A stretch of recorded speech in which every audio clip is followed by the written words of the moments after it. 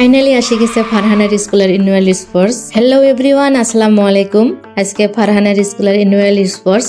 তো দুই বাপ বেটা রেডি হয়ে স্কুলে দিয়া লোকেশন মতে গেছে। স্কুলের লোকেশন দিছিল রাজোয়া ফিল্ডত। যাই দেখে টিচার আর বাকি স্টুডেন্ট প্রায় যাচ্ছে।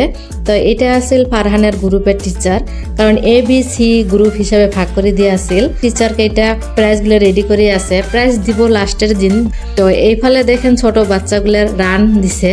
ছোট বাচ্চার গেম, যে কোনো গেম খেলে দেখতে ভাল লাগে। তারপিছত 3 দিন আউটডোর গেম হওয়ার পাছত ইনডোর গেম আছিল স্কুলত। একদিন অ্যাকশন প্রতিযোগিতার জন্য রেডি হয়ে আছে নানি, দাদি, ডক্টর, ইঞ্জিনিয়ার, দুবাইয়ের হাবিবি আর রহমান ডাকাত।